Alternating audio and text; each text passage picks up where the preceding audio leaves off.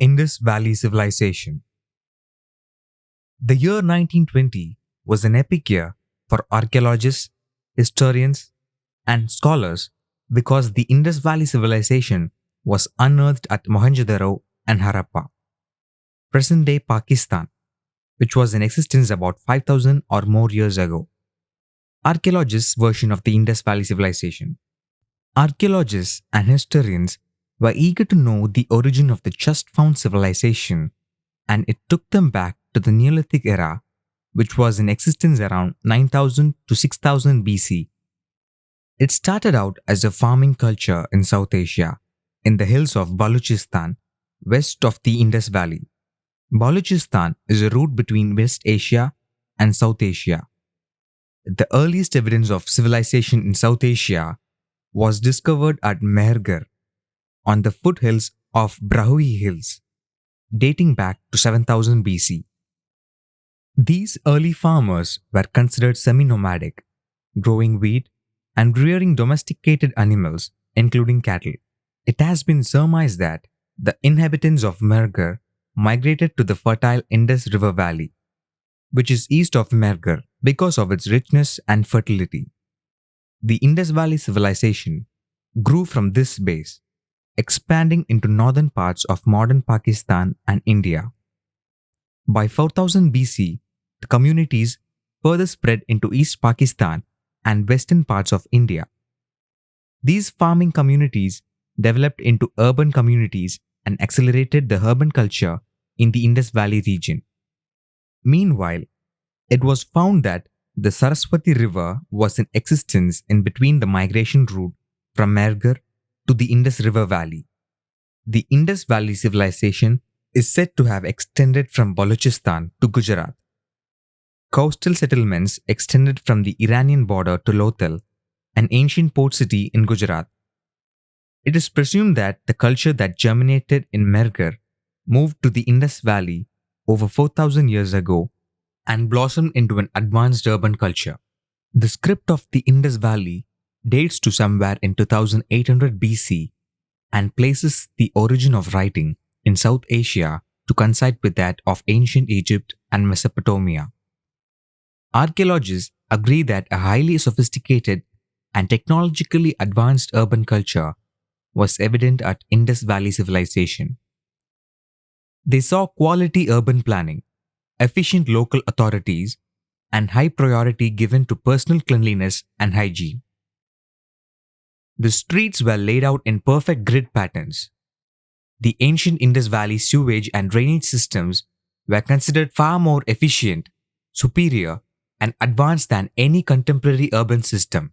Archaeologists feel that the agriculture of the Indus Valley must have been highly productive, using an indigenous South Asian method and capable of supporting the urban population who were not engaged in agriculture.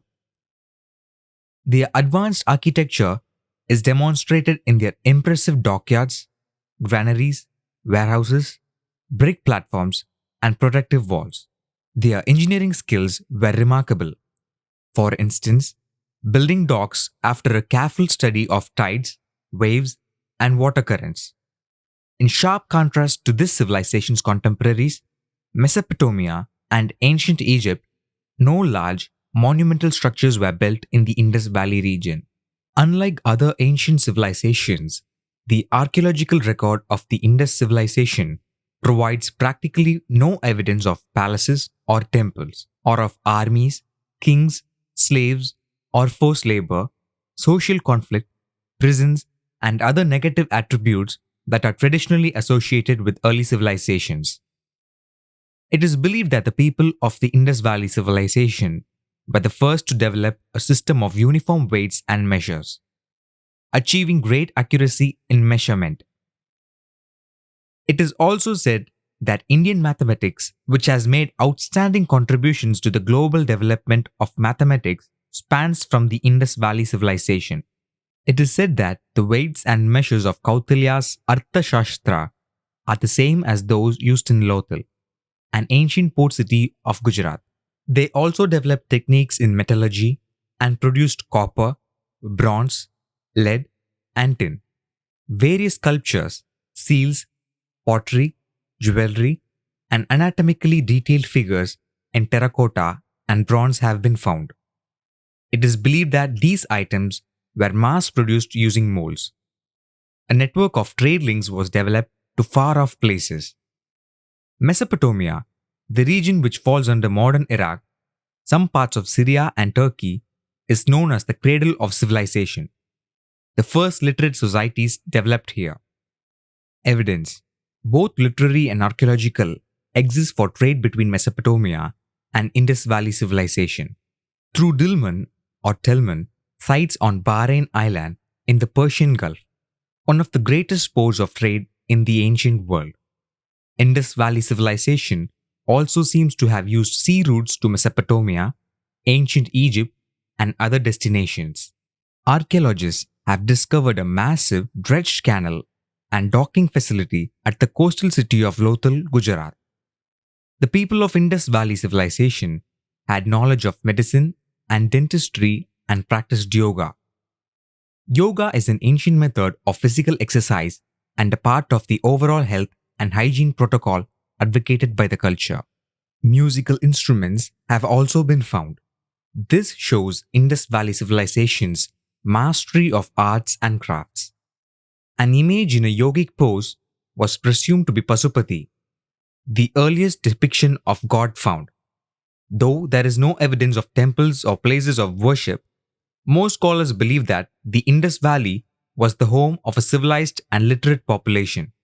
Most city dwellers appear to have been traders or artisans, and it gives the impression of a vast, cultured middle-class society. Experts believe that the Indus Valley civilization either gradually declined or suddenly disappeared. A major tectonic event may have diverted the river system towards the Ganges plain since the region is known to be seismically active. This could be one of the reasons for the Indus people to migrate towards other regions such as the Ganga-Brahmaputra plains. Some experts believe that geological disturbances and climate change leading to gradual deforestation may have ultimately contributed to the civilization's downfall. Many believe that since elements of the Indus Valley civilization were found in later cultures, Indus Valley civilization did not suddenly disappear, but gradually declined from its glory days. The author's theory. Existing theories assume that the movement of people was from west to east. Most scholars and archaeologists believe that the other way, for example, migration from east to west, was not possible.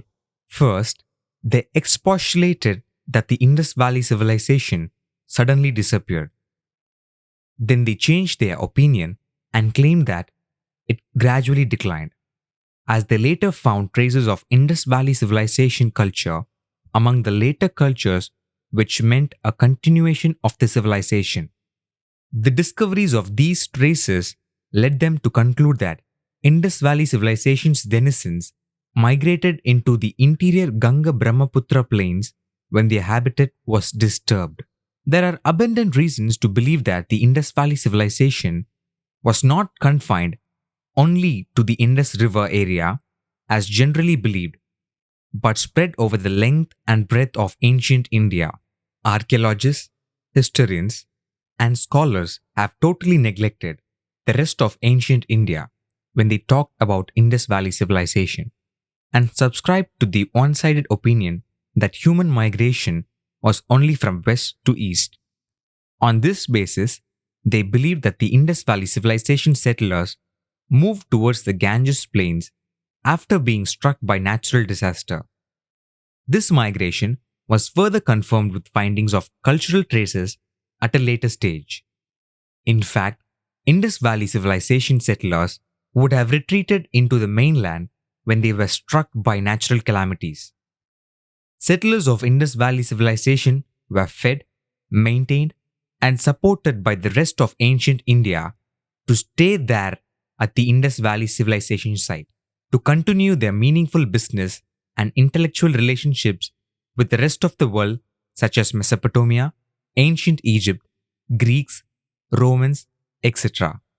Thus, the Indus Valley region was supposed to be a gateway to the West, especially Mesopotamia and ancient Egypt, for the rest of ancient India. The existence of Indus Valley civilization was discovered only in 1920, but by then, the Hindu culture had already been created and underwent myriad changes due to continuous invasions by foreigners into ancient Indian territories. The first group of persons that comes to my mind when we utter the terms business and trade is Gujaratis. Because of their high business acumen, they originate from or live in the northwestern part of the Indian subcontinent, near the place considered as the gateway of the Indus Valley civilization to the outside world. It is said that business is in their genes, which could be because of their proximity to trade and trade related activities at the Indus Valley civilization gateway. Many believe that they have a significant relationship with the West Eurasian groups, also because of their proximity to the Indus Valley civilization gateway. Many scholars and historians believe that the pushing inside was so heavy that Indus Valley civilization culture moved inside beyond the Vindhya Satpura hills to present-day Tamil Nadu and Kerala in South India. This theory also does not hold. The settlers just retreated to their original location when they had to abandon Indus Valley civilization. What were the reasons for the frequent foreign invasions? It was purely for wealth and material gain. How did they come to know of this ancient Indian wealth? Vadanti, words of mouth, rumors, stemming from the Guru Shishya Parampara to spread Vedic texts and Puranic stories were the main culprits for such invasions. Vedic texts and Puranas mentioned abundant and innumerable wealth, gold, and gemstones available in the region, which prompted invasion. Invaders came from the west to east during this period of invasion. They came into India only to loot, and some came in to spread their philosophy. They never came to India to enrich it. It was not possible or difficult for Indus Valley civilization settlers to reach out to all corners of ancient India when they were in a better position to trade with and travel to far-off places like Mesopotamia, which is 4,000 to 5,000 kilometers away from the Indus region, whereas the southern tip or eastern tip of ancient India is only about 1,500 kilometers away from the Indus region. The southern tip is easily connected through the sea route through the Arabian Sea, whereas the eastern side is accessible via the land route, even though it is a little rough. India's east coast also can be easily reached via sea routes going around India. Most of the goods traded with Mesopotamia, Egypt, etc. were either made or produced in the hinterlands of ancient India. Hence, the Indus area was only a gateway to the ancient Indian subcontinent. We must consider the fact that the entire site of the Indus Valley civilization falls where the Eurasian plate and the Indian plate meet, which is seismically active.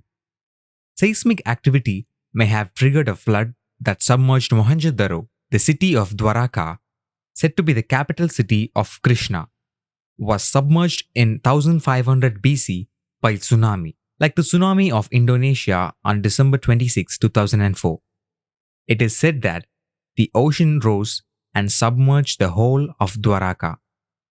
Recent archaeological findings have shown that there existed a city resembling the city described in Mahabharata. Presently, most places in the Indian subcontinent have adopted names that were mentioned in the Vedas, Puranas, Ramayana, and Mahabharata. For centuries, the passes in the Hindu Kush have been the route used for invasions or migration, and subsequently, India has seen many invasions and migration into its territory through these passes. Frequent invasions have changed the history of India and the passage and preservation of the wisdom of ancient Indians. The cultural richness has been buried and their knowledge has taken a different shape. Coastal areas of Iran, southern Pakistan, and western India up to Mumbai are danger zones prone to sea flooding. Winds from Africa blowing across the Arabian Sea directly invade these coastal areas in a northeastern direction, pushing seawater onto the land. The emergence of the Thar Desert may have also contributed to Indus Valley civilization settlers abandoning their habitat. Much is talked about the disappearance and diversion of the Saraswati River in this area due to tectonic movement. This and saltwater intrusion into this region would have been causes for the emergence of the Thar Desert. Till 1920, no one was aware of the existence of the Indus Valley civilization and its collapse. Meanwhile, many people believed in the Vedic culture without the knowledge of Indus Valley civilization. Certainly, the Vedas and Puranas are not creations of Indus Valley civilization settlers or foreign invaders. Many believe that the Aryan invasion brought Vedic culture into India. This is wrong, and there was no such Aryan invasion. In fact, it was the reverse, meaning knowledge flowed out of India and reached other civilizations.